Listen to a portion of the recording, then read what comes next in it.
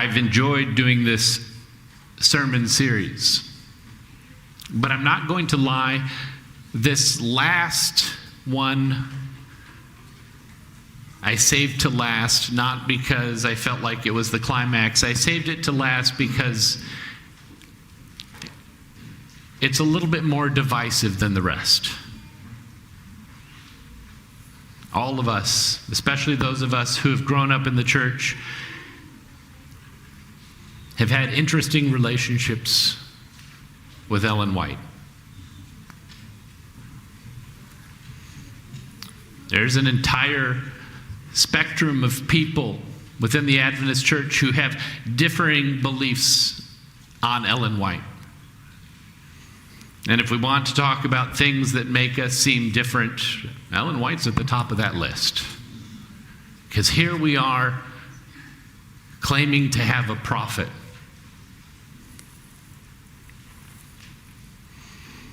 It's often easier to just not talk about the spirit of prophecy. But if we're going to talk about our 5 distinctive doctrines, it's one of them. And so here we are.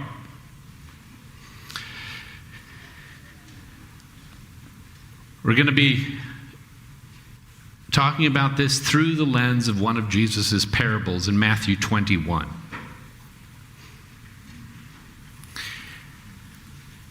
I love Jesus' parables. I love the fact that Jesus' primary method for teaching was storytelling. Stories have this beautiful way of connecting regardless of what age, regardless of your background. We all connect with stories. That's why I'm always excited when Doug Taylor is doing children's story. Because I know someone's probably going to come close to dying. But it's going to be a good story.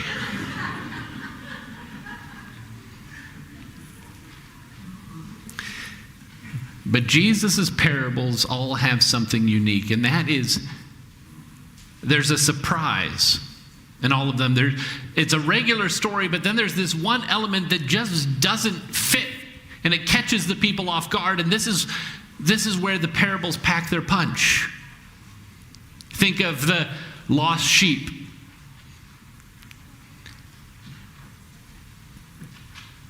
And the way we often think about that is, well, he takes the 99 home and he's counting them as they go in, but that's not how it happened. When Jesus tells the story, he leaves the 99 in the field to go look for the one. That doesn't seem like good shepherding. We think about the sower. The sower who threw the seed on the path. I remember as a child, had I been tasked with sowing and I was throwing seed on the path, my father would have talked to me about that. Pay attention. Look where you're throwing the seed. The seed doesn't go on the path. It doesn't go on the rocks.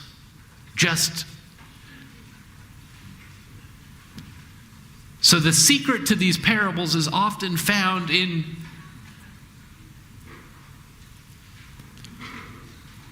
the unexpected.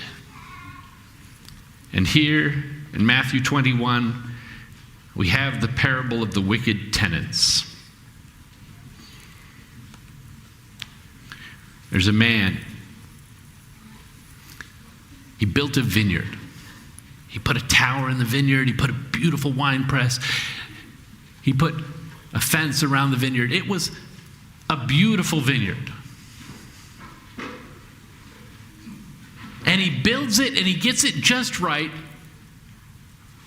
And then he leaves. And he leaves it with some other people in charge. I don't know about you, but it makes me nervous when I have prized possessions leaving other people in charge. I like photography. In fact, my camera is worth more than my car. And it's not because my camera's that expensive, but my car this year officially became a full adult. 21 years of age. But I enjoy photography, but I'm very careful with my lenses and with my camera because they're fragile. And so when my boys came along, I wanted them to get into photography too, and I did not, because I wanted them to get into photography, hand them my camera. I found some used cameras that were absolutely bomb-proof. They were freeze-proof, drop-proof, like waterproof, absolutely everything-proof, and they were $5 each, and I was like, yes, let's get them into photography.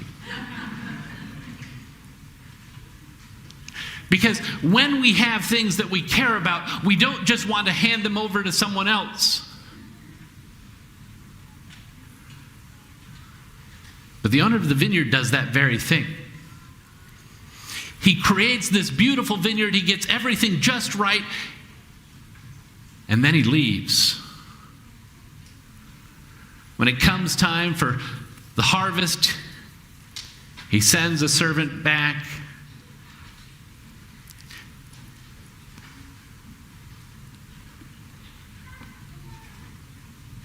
And here in Matthew, it says, but the tenants seized his slaves and beat one, killed another, and stoned another.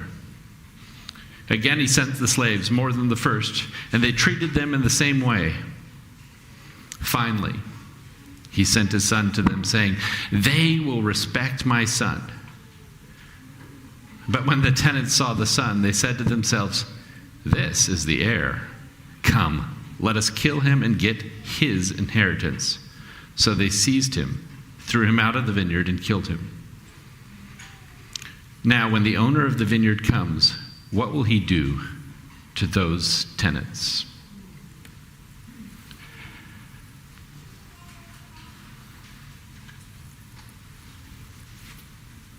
Jesus tells this.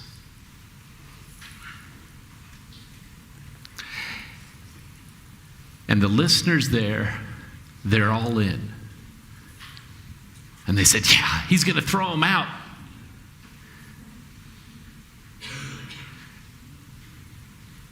It's like they didn't realize who Jesus was talking about. It's like they didn't know their own history, because you see, he had sent his servants, the prophets. Isaiah, they sawed him in half. Jeremiah was beaten, imprisoned, and thrown into a well. Zechariah was stoned on the very steps of the temple. They had done those very things to the prophets that God had sent. And now God had sent his son. And as they realize that Jesus is talking about him, what do they immediately do? Exactly what he said they were going to do. They start planning his death.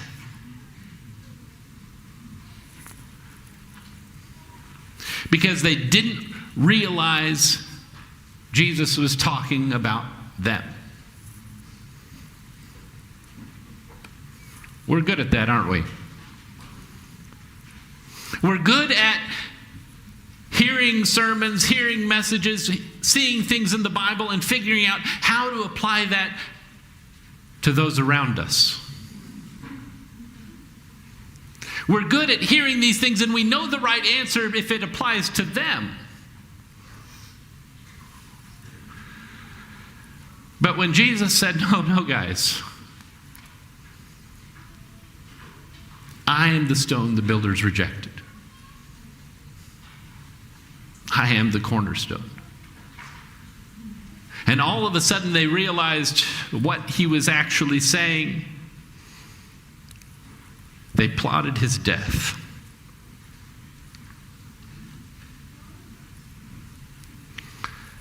You learn in this story that the way we treat God's prophets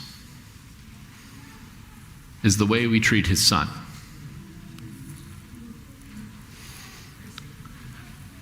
Why send messengers? Why does God send messengers at all? Sends messengers because he loves us. He wants to talk to us. He wants to maintain his relationship with us.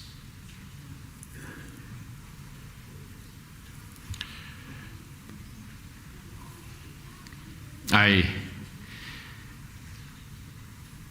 remember years ago when I was living in Loma Linda. I went to the store to get something. I don't even remember what I was going to get, but what I do remember is what I came home with was not what I was supposed to get. I don't know if I have ADD. Well, I do know, but I don't want to talk about that. But I get distracted at times. And as I was walking through the store, they had some puppies. And there was one. He was white. He was fluffy. He was tiny. And when I picked him up, he curled up right into my shoulder. Who could say no to that? And so not only did I come home with a puppy, I was told that his name was Poe.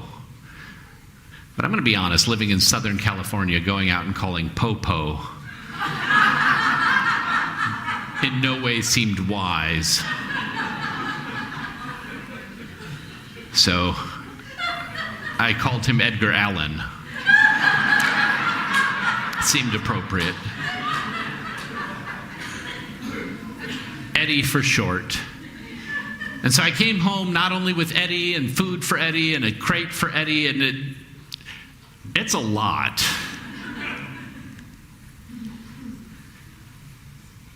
And Eddie was awesome. Eddie loved playing fetch more than anything. Like, I kid you not, you would open your eyes in the morning and he would be there and drop a tennis ball on you. He's like, okay, let's go. And if I was sitting at the table trying to work on something, he would take a tennis ball and he would shove it under my leg. And he would say, okay, throw it. It was terrifying. One time in the Sierra Nevadas, I went backpacking and I took him along and I accidentally kicked a rock off the edge of a cliff and Eddie was ready to go get it. Eddie was an awesome dog. And what I liked about Eddie also is the fact that I didn't have to pay anyone to sit him if I had to be out of town, because I had church members who literally fought over who got to watch Eddie.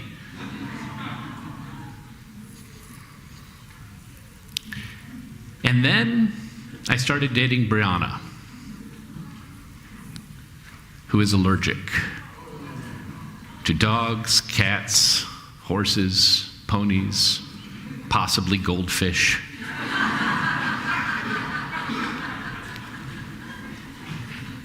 And it was an easy choice to make.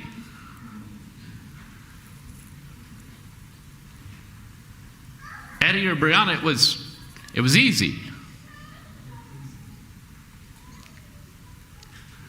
And I had some friends who were both dentists. And I promise you, Eddie had a better life than I ever will. And they sent me a picture that they had an oil painting made of Eddie. They did not have one made of me.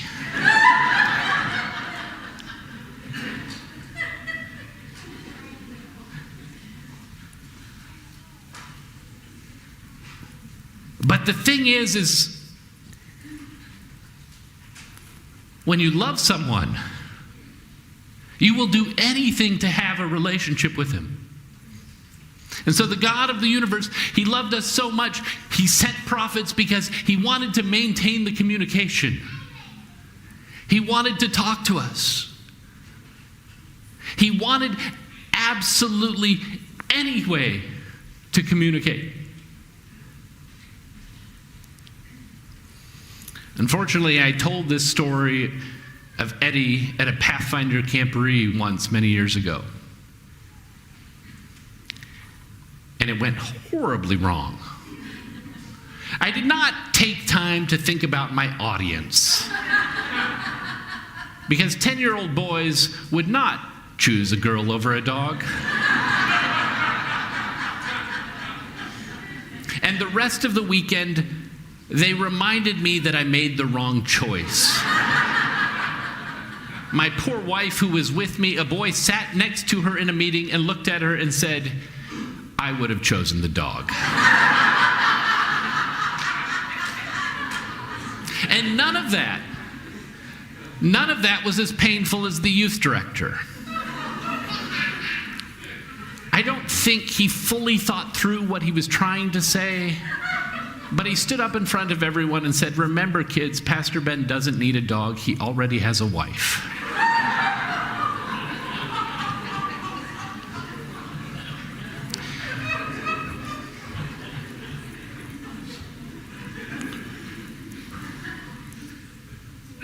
And I share this story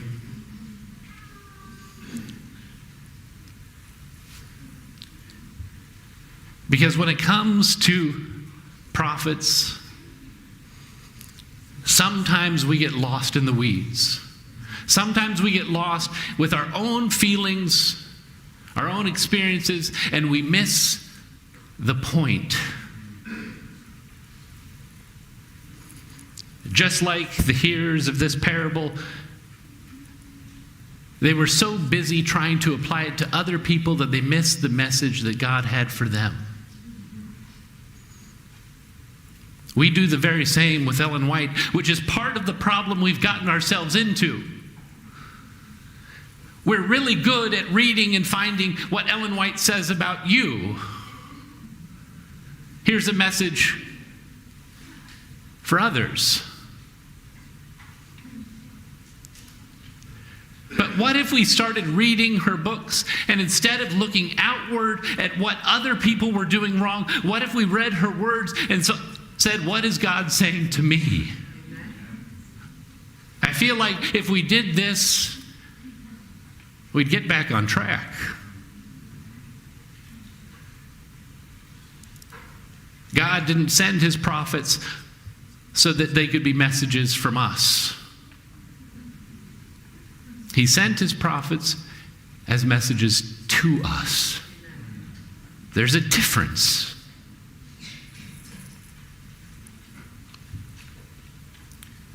When I was asked by Fernando Ortiz what my favorite book was, it wasn't difficult. It's Steps to Christ. It's Steps to Christ because at least once a year, that book does a number on me. You see, when something is going wrong, when things are off the rails, when I'm so upset and I'm sure that I'm right and the other person is wrong, I read Steps to Christ because there's something about that book that as I read through, and it's different every time, I realize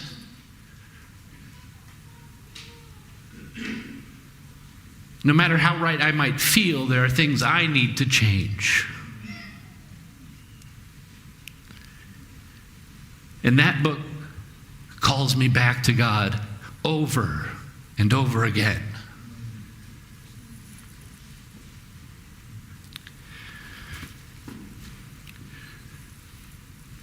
I don't know what your experience has been with the writings of Ellen White.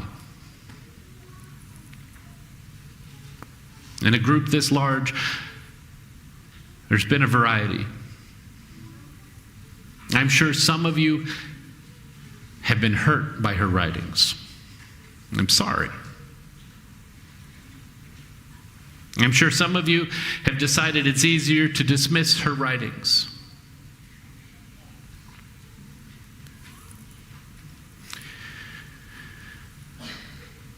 But my advice for you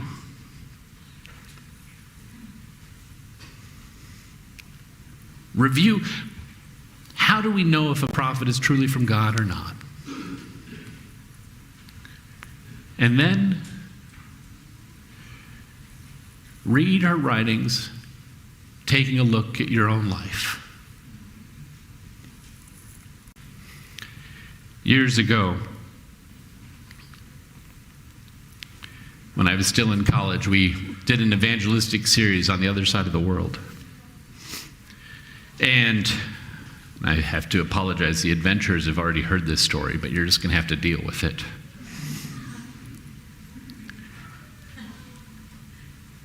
And every day the elder would come and pick me up, and he would drive me the windy mountain roads to Limuru.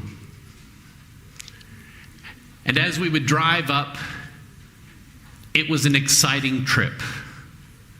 Because what you realize when you go to other parts of the world is that the traffic laws that we appreciate here are not as enforced in other parts of the world. There were no lines on the road, and I don't know if it would have mattered if there were, because people drove on whichever side they wanted to at that moment. There were no stop signs or speed limits. There are also sheer cliffs on one side. But not only that, there are also people and animals on the roads that we dodged and avoided our whole way. And so it was good for my prayer life. But it wasn't just the roads and the other drivers that terrified me. The car we were driving in was also terrifying. Because in that car, you could look out all the windows and see the beautiful countryside, or you could look right down between your feet and watch the road go by because it had rusted completely through. But it wasn't just the roads and it wasn't just the car that terrified me, it was also the stories. Because people over and over again would say, oh, be careful on that road. Because if you get in a car accident on that road, run for your life. Because if you get in a car accident on that road, people will assume because you're in a car that you're rich and they will kill you to take anything you have. So don't get in a car accident. If you do, run. And so all of these things went through my mind every day as we rode back and forth to the meetings.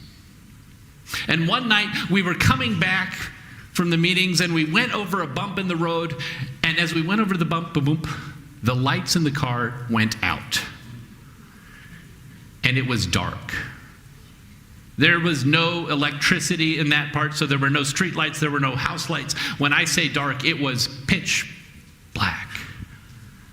We went over another bump, boom, and the lights came back on. And it happened that way with every bump over and over and over again. There was one time we went over a bump and the lights went out and there were people walking in the road and they came back on after we passed the people. I assume we didn't hit the people because that feels different.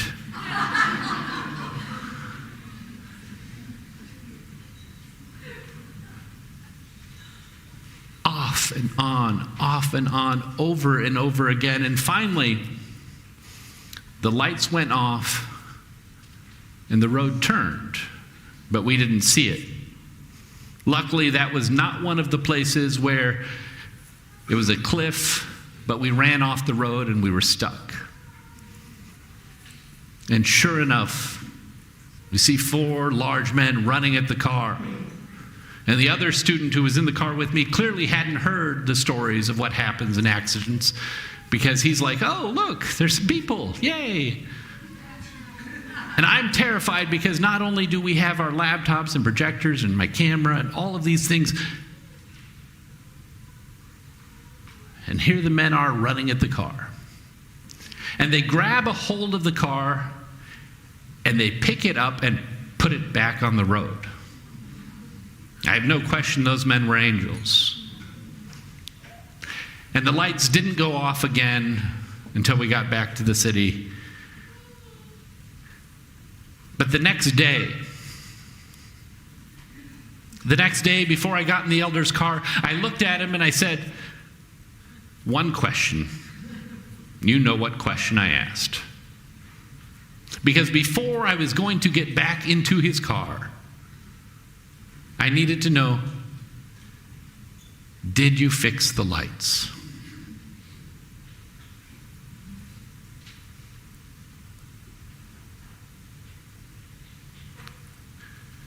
Church family,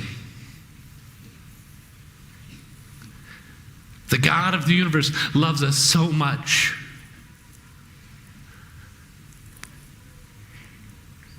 He gave us his Bible. He gave us prophet after prophet because he wanted to communicate with us. He wanted to maintain that relationship. He wants to give us as much light as we can possibly get.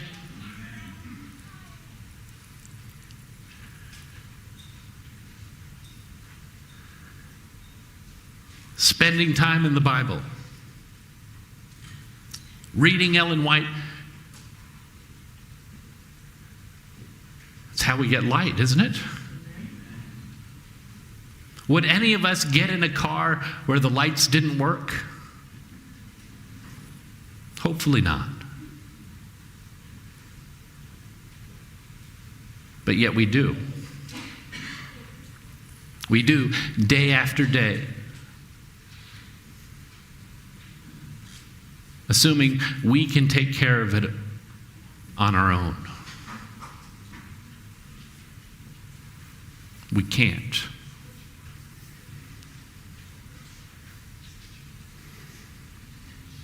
I don't know what your relationship is like with Ellen White. Maybe somebody else quoted verses to you that were never meant for you. If so, I'm sorry.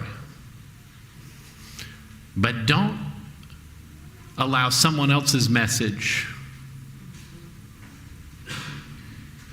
to take away from God's message.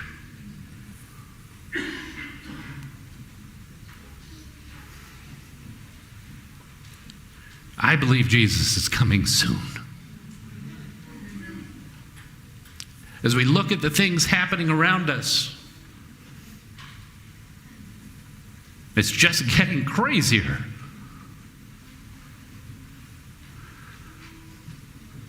This isn't the time for us to be driving in the dark.